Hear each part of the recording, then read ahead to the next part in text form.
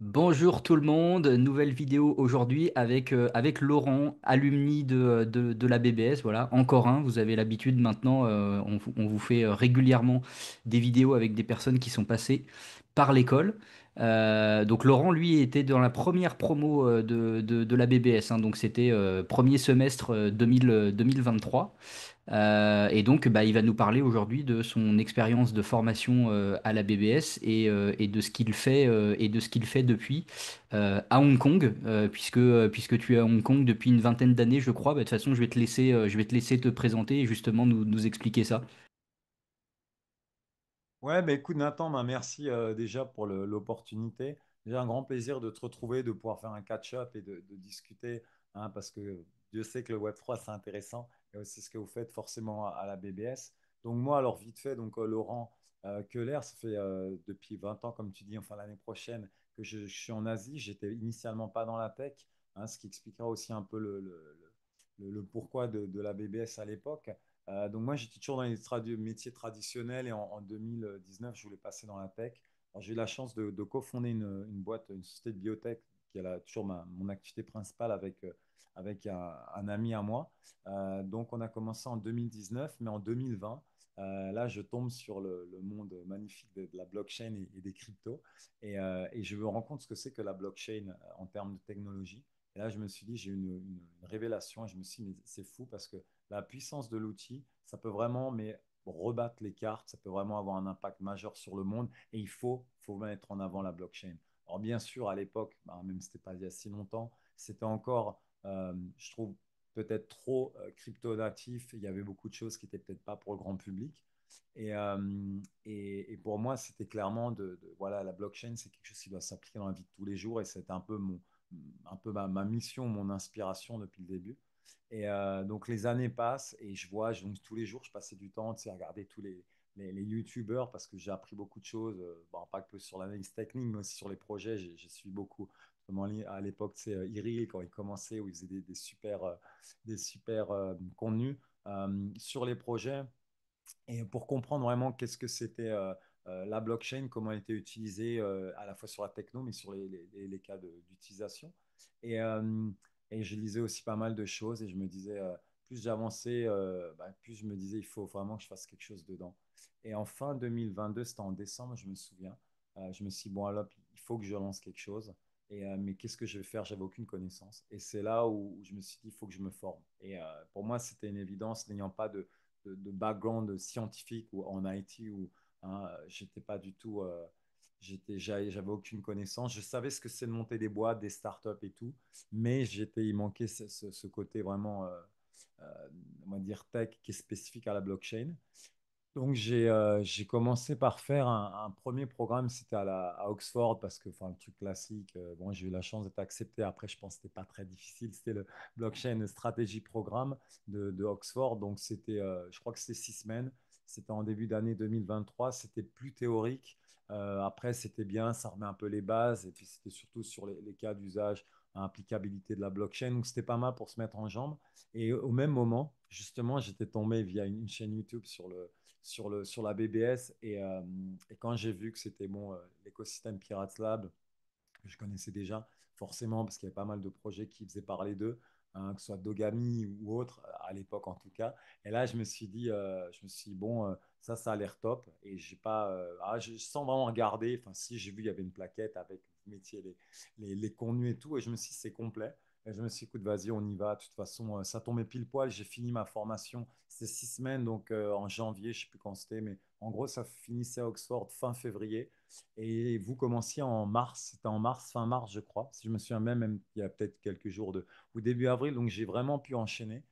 Et donc, je me suis mis en immersion dans le programme. Alors bon, j'étais à Hong Kong, j'ai pas fait toutes les masterclass parce qu'il y avait du présentiel. J'ai pu en faire qu'une, c'était en mai. Mais sinon, bon, j'ai bouffé tout le contenu en ligne. Euh, hein, je regardais vraiment tout. Et on avait donc ce petit groupe parce qu'il y a toujours cette, j'imagine, vous avez continué le format avec travailler sur des projets que vous les lanciez ou pas. Et donc j'avais deux camarades de promo sur lesquels on travaille sur un projet de plateforme comment dire, c'était du financement participatif, voilà, de projets mais à impact. Et donc, c'est super intéressant. Ça nous a vraiment mis on était vachement dedans. Euh, on a fait donc tout le programme. Et ensuite, je crois qu'on a fini en juillet, si je me souviens bien. Il y a eu un petit peu de retard et tout. Enfin, nous, ça nous a permis de finir encore, tu vois, d'être prêt pour la préparation, la soutenance. Parce qu'il y avait quand même du boulot. Honnêtement, je peux dire il fallait, ouais, c'était quand même un engagement. Si tu voulais faire ça bien, je pense qu'on aurait pu faire encore mieux, mais bon, entre le projet, plus suivre toutes les vidéos et vraiment être à fond dedans. Donc, on a fini ça. De là, j'ai enchaîné sur un programme, donc Solana, qui a aussi commencé, mais qui était à Hong Kong, euh, qui commençait en août, je crois. Donc, ouais, juste après, en gros. C'était en août et c'était un programme de 10 semaines assez similaire au vôtre. Et bon, programme en anglais cette fois-ci. Pareil, il y avait deux tracks. Une, c'était business. Euh, enfin, une, c'était le dev et l'autre, c'était pas le. Bon, tu avais dev et tu avais designer. Voilà, dev et designer. Alors que chez vous, c'était dev et product manager. Hein, donc, c'était légèrement différent, mais même concept. Donc, tu avais deux streams avec les gens qui se mélangeaient pour travailler sur un projet. Et donc, nous, on a bossé. J'ai rejoint une team qui travaillait sur un projet de billetterie. Et donc, c'est de là un petit peu que tout a continué. Hein, j'en parlerai après. Mais donc, pour revenir, j'ai eu vraiment les deux formations, en fait, même les trois formations. Ça m'a pris 10 mois, les trois, de janvier à octobre. On a fini le 7 octobre, je me souviens du jour de la présentation. Hein, au programme Solana, dont d'ailleurs on avait gagné le premier prix. Alors, ce n'était pas le plus gros programme, mais c'était un programme très local à Hong Kong, mais on était la première team au terme du démo day. Et donc, j'ai pu voir bah, les différences, tu vois, notamment entre ce programme Solana qui était dispensé par un partenaire local. Donc, Solana, en fait, ramenait le contenu, mais il y avait une équipe locale, une sorte d'école ou de formateurs qui dispensaient. Donc, il y avait eux leurs intervenants, qui avaient eux leurs professeurs et tout ça. C'était un super programme. Je sais qu'il avait aussi fait assez rapidement, il devait le boucler assez vite, donc ils ont peut-être eu moins de préparation. Hein. Mais, euh, mais sur le contenu, alors en termes de texte, c'était bien, c'était même peut-être trop parce qu'ils sont allés vraiment, ils sont allés, ça allait très loin sur sur la partie dev. Hein, et surtout qu'en plus c'est du Rust, moi, je dis pas, mais peut-être moins mainstream que le Solidity. Mais sur la partie, sur tout ce qui était hors produit, donc je parle hein, que ce soit dev ou design de UI UX et tout, il y avait quand même beaucoup, la partie business était quand même vachement plus superficielle, alors que c'est quand même la clé. Quand tu montes une boîte, il faut savoir tellement de choses, je veux dire que ce soit au niveau, hein, je veux dire, de monter les structures, parce que ne serait-ce qu'en prévision d'une levée de fonds ou de ce que tu veux, il faut savoir tellement de choses. Je me souviens, on parlait de la valorisation, on avait aussi un cours spécialisé. On a revu les tokenomics, on a vu vraiment tous les aspects, tous les types de. Enfin, c'était extrêmement complet. Donc, la formation Solana était. Après, je pense qu'ils étaient aussi peut-être plus sur le côté vraiment monter un produit. Hein, et puis, ça s'adressait plus voilà, pour des gens qui voulaient vraiment un côté vraiment 100% focus plutôt produit. Hein, mais quand tu montes un produit, c'est pas en général pour juste le monter, c'est aussi pour lancer une boîte. Donc, si tu lances une boîte, il y a toutes ces considérations autour, que ce soit administratives, financières et autres légales. Et ça, c'est vraiment une des choses, ce qui peut être prise de tête et qui est aussi très technique. Et justement, à la BBS, on avait aussi couvert tout ça. Donc, je me souviens que vraiment le contenu était extrêmement complet hein, de ce que vous proposiez. Hein, comme moi j'ai fait la formation, enfin, j'imagine que c'est toujours le même contenu. Hein, enfin, il y a peut-être des formats, des différences, mais en tout cas, c'était très, très avancé. Ça couvrait vraiment tout. Tu avais tous les outils. Je me souviens même, il y avait tous les documents, les Excel, les choses tu sais, que tu pouvais utiliser hein, voilà, pour les appliquer directement à ton cas. Et surtout aussi, c'est que vous aviez un paquet d'intervenants qui étaient chaque fois qui venaient. Alors, je ne dis pas qu'il y avait un intervenant à chaque cours, mais en tout cas, pour chaque partie du cours, il y avait quand même des gens qui étaient très spécialisés. Euh, et ça, c'était vraiment une chance parce que c'est vrai que sur ce programme Solana, et je ne critique pas qui était très bien, euh, il y avait il y avait moins d'intervenants, même beaucoup moins, et certains couvraient plusieurs sujets. Donc, bon, je pense aussi des fois, quand on n'a pas tous les outils, enfin, et toutes les personnes qu'il faut sous la main, on fait bien sûr avec les moyens du bord, mais vous avez vraiment donc, des experts sur tous les sujets. Et ça, c'est ce qui fait la différence. Parce qu'au final, le contenu est très pro en ligne et tout ça. Hein, et après, c'est aussi les gens qui vont venir, les intervenants. Voilà, c'est surtout eux qui font le programme, c'est une chose, mais c'est les intervenants, les gens qui vont comment dire, dispenser les cours. Ça, c'est vraiment là où je pense que c'est la clé de la réussite, enfin, d'une formation et de la réussite de quelqu'un. C'est que si tu as les bons intervenants, on dit bien, tiens, je pense que tout le monde se souvient des gens qui disent, ouais, moi j'ai appris, j'ai adoré les maths parce que j'avais un super professeur qui était très inspirant, qui me motivait. Et c'est un peu pareil là. C'est que quand tu as des gens qui sont experts, mais aussi passionnés et qui sont présents et disponibles, je me souviens qu'ils étaient, voilà, ils étaient très, ils nous encourageaient et ils n'hésitaient pas et tout. Ils étaient très disponibles et ils voulaient, on sentait qu'ils étaient impliqués et que c'était pas juste là parce que c'est un contrat ou voilà. Ils étaient vraiment, ils voulaient vraiment y donner leur maximum et faire leur mieux. Et ça, c'est vraiment important. Et je pense que derrière, c'est un peu l'ADN de l'école. Hein, c'est qu'au final, c'est que outre la partie technique, je pense qu'il y a quand même une culture. Et ça, c'est voilà, avec les gens que j'ai pu rencontrer. Hein, je pense qu'il y a une certaine philosophie qui est vraiment, enfin, qui est clé, quoi. Pour moi, de toute façon, tu fais rien sans l'humain. L'humain, c'est la base. Et donc, si tu as les bonnes personnes, tu peux difficilement te planter. Hein, et en plus de ça, quelque chose qui est aussi, pour moi, qui était clé, c'était, avant de m'inscrire, c'était vraiment le fait que euh, BBS se soit lancé justement dans le cadre de Pirate Labs, qui est donc un gros incubateur, un gros acteur Web3. Et donc, pour moi, c'était simple. Des mecs qui montent des boîtes Web3, qui ont déjà montré quelque chose, qui ont mis les mains dans le cambouis, c'est là où tu dis, tu ne peux pas te planter, quoi. Parce que moi, je voulais vraiment, si je montais une boîte, je ne veux pas juste apprendre le Web3. Tu vas sur Internet, tu as tellement, j'ai passé des années à apprendre sur, tu vois, comme je disais, sur YouTube ou autre, mais quand tu peux avoir, euh, tu vois, des gens qui ont mis les mains dans le cambouis, qui savent ce que c'est que monter une boîte Web3, des produits et des boîtes Web3, c'est là où tu sais que hein, tu as toqué à la bonne porte. Hein, et en plus aussi de bénéficier, de rentrer dans un écosystème, parce qu'il y a aussi après la dernière dimension, je pense, c'est l'aspect réseau.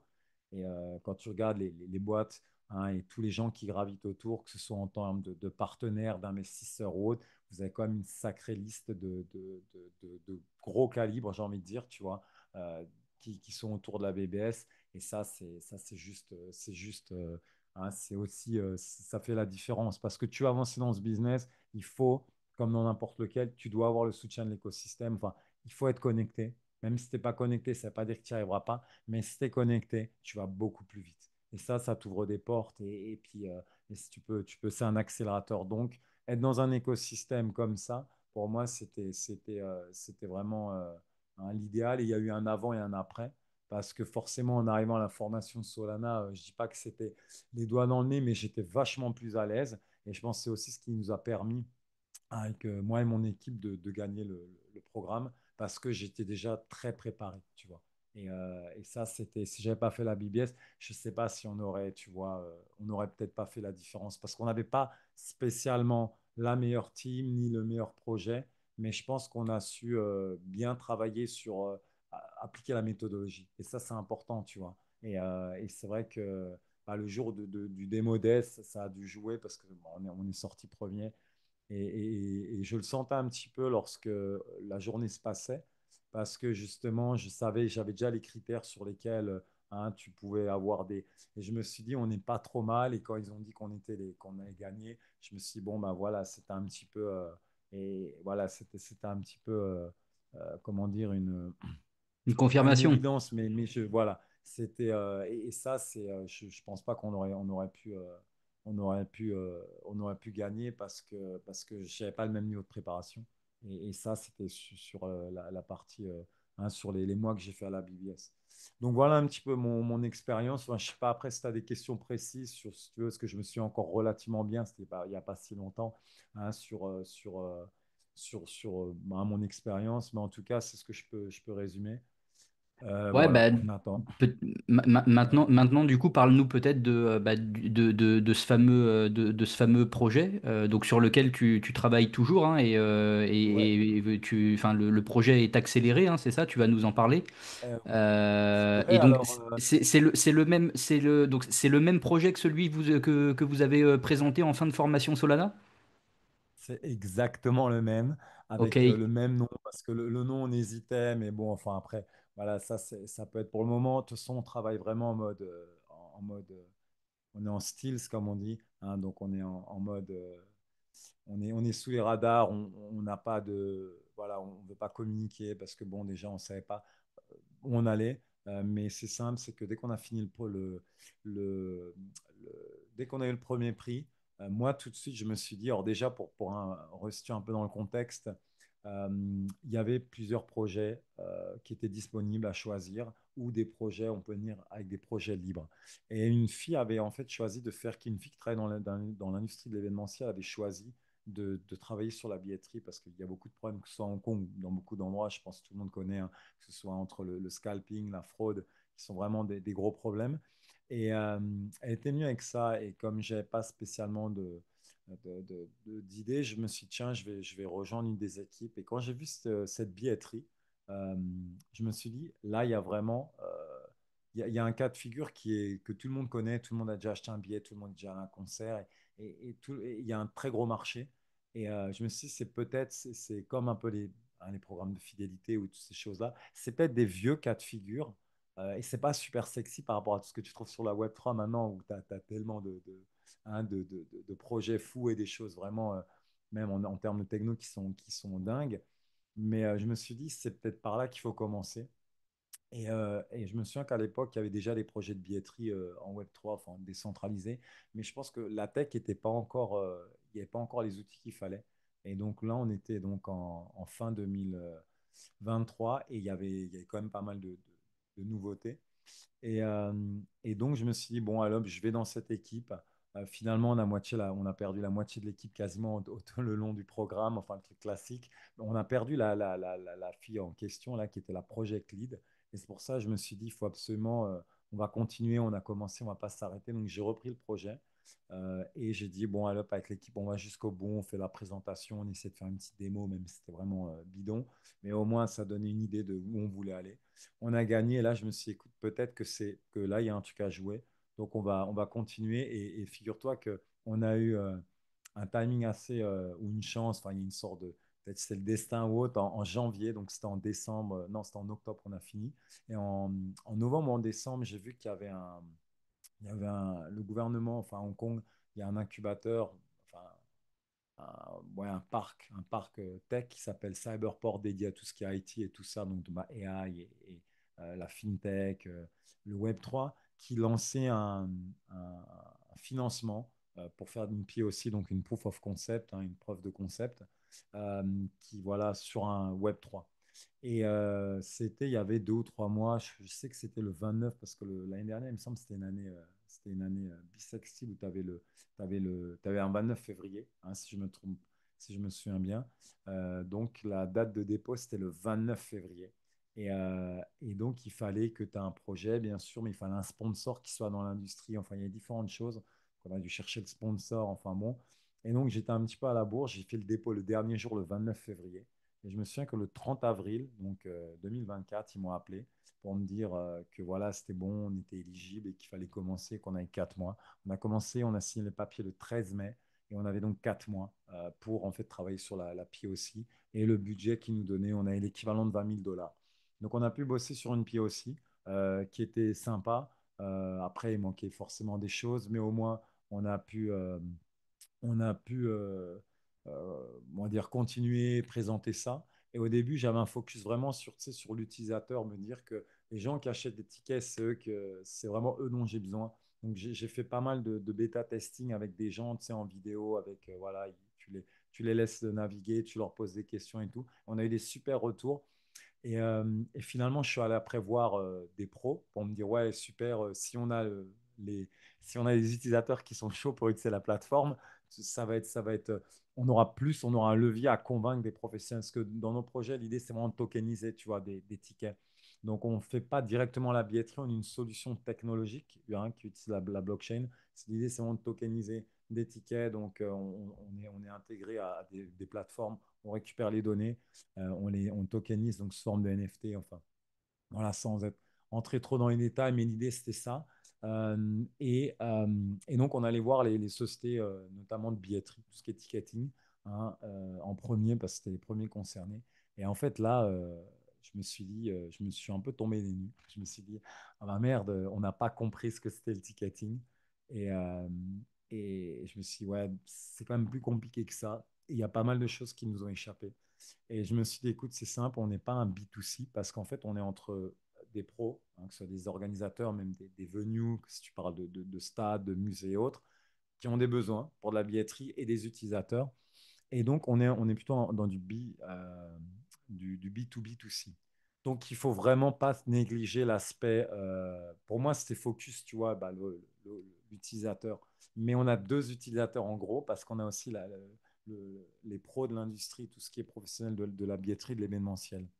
Et donc là, ben forcément, je me suis dit, bon, ben c'est simple, on n'a personne dans l'équipe qui est dans l'industrie, il va falloir aller chercher des contacts. Donc j'ai fait des conférences sur la billetterie pour rencontrer des gens, parler, apprendre. C'était vraiment en me disant que ces gens, ça serait potentiellement des utilisateurs par la suite, forcément, mais c'était vraiment pour apprendre, comprendre. Et donc j'ai fait ça. Euh, j'ai fait un événement notamment, en 2025, il y avait une conférence ticketing à Hong Kong qui était en octobre, que j'avais loupé l'année d'avant parce que c'était au moment où on finissait la période Solana. Je m'en suis rendu compte un peu trop tard, je l'ai donc fait l'année suivante. Ça nous a permis donc de faire des contacts et de continuer. Et en se disant, on va continuer à développer. Mais là, j'ai commencé donc, tu vois, à chercher, toujours pareil, tu dis, on va chercher des fonds et tout. J'ai fait pas mal de demandes de fonds, on en a eu certaines, mais c'était des montants pas forcément intéressants avec beaucoup de boulot. Ça aussi, c'est un truc, j'en profite. C'est bien quand on a des fonds, des gouvernements, des choses comme ça, d'organismes publics, mais il faut voir le boulot qu'il y a derrière. Par exemple, on était accepté pour un fonds qui donnait peut-être 10 000 euros, mais c'était 12 mois, un programme de 12 mois, et tu avais un paquet de paperasse entre, tu sais, le dépôt de candidature, le suivi avec le reporting et tout ça. Je me suis dit, ça vaut pas trop le rapport, tu vois, entre le temps que tu passes et tout. Donc, on a décliné certains trucs. Et donc, le temps passait. Et je me suis dit, mais on perd un peu, tu vois, de l'énergie. Et on perd le momentum, comme on dit, on perd de. Et c'est là où je me suis rendu compte de.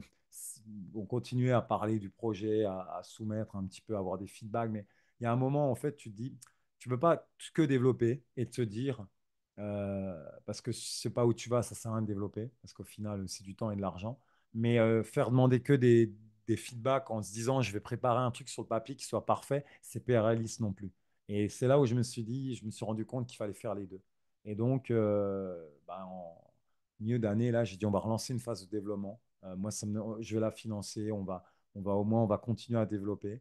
Donc, c'est ce on est en train de finir. Là, on finit demain, cette semaine. Donc, on a mis beaucoup on a développé pas mal de nouvelles features, mais toujours des features clés. Parce que, comme dit, le chemin, tu le découvres en avançant. Donc, c'était mieux de baser sur vraiment les choses, de développer déjà les choses qui étaient clés, qui étaient vraiment importantes, avant d'aller sur l'ensemble de tout ce qui était fonction un peu spécifique ou un peu, on va dire, innovante auxquelles on pensait. On s'est dit, on va déjà commencer à continuer à travailler sur les choses vraiment fondamentales. Et, euh, et entre-temps, le même organisme là, de Hong Kong qui s'appelle donc Cyberport, il relance un nouveau programme de financement. Donc, dans la foulée, en fait, c'est un peu la partie 2. Tu vois, les nains, la partie 1. Et là, la partie 2, c'est plus pour faire un MVP. Donc, c'est exactement la continuité. Et nous, ça tombe trop bien. Et là, j'ai dit, encore, les planètes s'alignent. Donc, j'ai fait un dépôt. Alors, bien sûr, ils sont en train de voir l'éligibilité. A priori, ça devrait être bon. Là, on parle d'un programme où je crois que l'équivalent, on est quand même plutôt dans les 60 000 $, tu vois, américains, ça commence à être déjà, tu peux faire des choses avec ça. Et donc, là, on est censé recevoir la réponse là dans les prochains jours, savoir, a priori, on est éligible. Après, il faudra bien sûr faire le dépôt du projet. Fin août, on devrait en savoir si on est accepté ou pas. Et si c'est le cas, ils veulent qu'on commence mi-décembre, le 15 exactement, pour 2 mois. Donc là, on est en train de préparer en termes de tout ce qui est euh, fonctionnalité, on est en train de faire un gros cahier des charges, on va mettre un maximum de choses parce que forcément, si tu dépenses que, je sais pas, 20-30 000 US, ils vont pas te donner plus que ce que dont tu as besoin. Donc, on va essayer vraiment de remplir le cahier des charges pour aller le maximum et ça pourra peut-être nous permettre d'avoir le MVP auquel on pense et pour justement revenir vers tous ces acteurs de l'industrie et pouvoir faire en fait des programmes pilotes. On a déjà des gens, tu vois, localement, mais des petits trucs, des petits clubs, des associations comme ça, tu vois, des événements, ils ont peut-être 30, 50 personnes. Donc là, c'est facile de faire un truc un peu, je veux dire, artisanal, mais pour après, j'ai rencontré, tu vois, par exemple, des sociétés qui dirigent, je sais pas, des stades de foot, des chaînes de théâtre, des choses comme ça, et où les gars, ils ont aussi un intérêt. Donc pour ces mecs-là, tu peux pas venir avec quelque chose qui est faut venir avec un produit qui est déjà, sans parler de version finale, mais quelque chose qui soit déjà suffisamment élaboré. Et donc, c'est un peu l'idée pour qu'on puisse, donc, idéalement, au début de l'année prochaine, travailler sur la période, après avoir fait une phase de maintenance, fixer tous les problèmes et tout, et de peaufiner un peu l'app pour lancer ça donc en version pilote l'année prochaine avec tous les gens. Et je pense qu'à partir de là, on passera dans une autre dimension. Mais c'est vrai que petit à petit, on a mis du temps. Après, dans l'équipe, on est trois, surtout. Là, on a un développeur en plus. Et ça reste quand même quelque chose qui est annexe, qui est pas, c'est pas une activité. On fait ça de côté. C'est vraiment un side project. Mais ceci dit, on a quand même vachement avancé. On a des super. Il commence à y avoir une certaine engouement et donc je commence à sentir qu'on est un peu sur la bonne voie. Alors, on n'est pas sûr du tout d'y arriver, mais il y a quand même quelque chose qui est en train de se mettre en place. Et donc, si maintenant c'est le cas, ben, je pense que l'année prochaine, je passerai beaucoup plus de temps dessus. On passera aussi avec plus de moyens et ainsi de suite. De toute façon, dès lors qu'on peut avoir des utilisateurs, je pense que c'est là où après on passera dans une autre dimension. Comme je dis, à chaque étape, il y a à chaque étape, tu as différentes contraintes, à différentes choses sur lesquelles tu bosses. Mais il y a des moments où il faut savoir aussi basculer et puis pouvoir accélérer. Et je pense que l'année prochaine, on va arriver un peu au pied du mur où ce sera soit on arrête, soit on devra continuer, mais de manière, bon, on va dire, j'ai envie de dire all-in, hein, pour reprendre une expression d'industrie, mais d'être, voilà, ça c'est clair que hein, il y a un moment, il faut mettre les moyens. Mais en tout cas, c'était un super, comment dire, une super aventure. Enfin, c'est toujours le cas parce que même les moments où on n'a rien fait, je veux dire, c'était là où c'était le pire parce que tu te dis, bon, tu sais que, voilà, tu sais que, bon, tu perds du temps, mais que tu perds aussi la dynamique, tu vois, c'est une chose, tu perds un peu aussi quand tu es tout le temps dans les conversations, tu vois, toutes les semaines, on fait des meetings, des stand-up meetings avec la team, donc même si c'est qu'une demi-heure, ça permet tu vois, et donc quand tu perds un peu ce fil, tu es aussi moins dans le projet, donc ça devient peut-être moins concret, tu es peut-être plus déconnecté. Et je pense que le truc, c'est qu'il faut continuellement, il faut être, il faut continuellement avancer. Et puis c'est aussi comme ça que tu apprends au final, quoi. Ça, c'est aussi une chose. J'ai appris énormément entre le début et maintenant. Et c'est sûr que, on dit bien en anglais learning by doing, quand tu mets les mains dans le moteur, voilà, c'est là où tu fais la différence.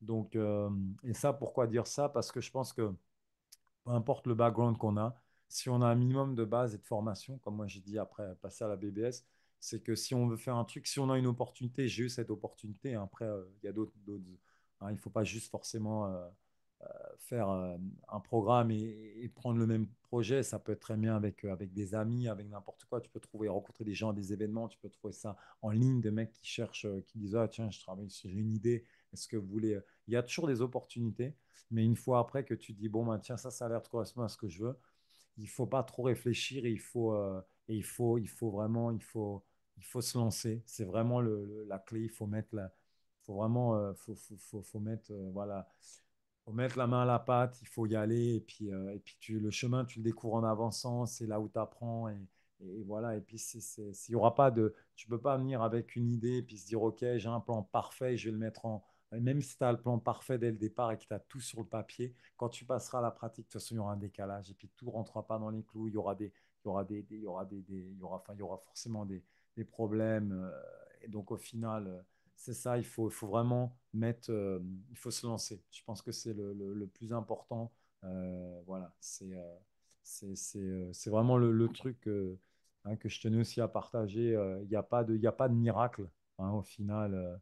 Et je pense que surtout dans le Web3 où beaucoup de gens sont pas forcément c'est une industrie récente, il y a beaucoup de gens qui n'étaient pas forcément dedans. Il y a des gens qui peut-être dans une industrie un peu connexes, qui ont pu passer de fintech, ou des mecs qui étaient dans de l'IT, qui étaient, je sais pas, dans des business SaaS, ce que tu veux. Mais, euh, mais c'est vrai que voilà, peu importe d'où tu viens, si tu as une base de connaissances et que tu as pu un peu déjà euh, apprendre et puis te, te confronter un petit peu à la partie technique et de monter un produit Web3 et une boîte Web3, je pense qu'après, il faut juste il faut y aller, quoi. C'est vraiment. Hein. Donc voilà, voilà un petit peu pour résumer notre parcours et où on en est. Top. Bah écoute, merci à toi de nous avoir de nous avoir partagé tout ça. Bah, on va te souhaiter une bonne continuation et un bon courage du coup pour la suite, hein. Croisez les doigts du coup pour le programme MVP en vous souhaitant de l'avoir pour pouvoir continuer à avancer. En tout cas, voilà, merci pour ce témoignage. Intéressant, je pense, pour les gens qui regarderont, hein. Donc voilà, quelqu'un qui est à Hong Kong et qui baigne dans un environnement anglophone et qui aurait pu faire n'importe quelle formation anglophone, bah, a choisi de faire la BBS à distance à des milliers de kilomètres en français. Donc voilà, un retour intéressant. Merci beaucoup à toi, Laurent. Et puis bah, écoute, à une prochaine pour faire le point sur ce que ça devient. Bah, écoute, merci Nathan à toi, hein, et puis au plaisir de te revoir des visus lors d'un prochain passage à Paris. Bon courage aussi à ton et puis voilà, bon courage pour la suite. Et de toute façon, on se tient au courant. Pourquoi on va faire un petit catch-up peut-être l'année prochaine en espérant qu'on aura des bonnes nouvelles. Voilà, hein. Yes, avec plaisir. Bon, écoute Nathan, alors à très bientôt et puis Yes, merci à bientôt à encore. toi. Hein. Ok, Merci. ciao Nathan, Ciao. merci.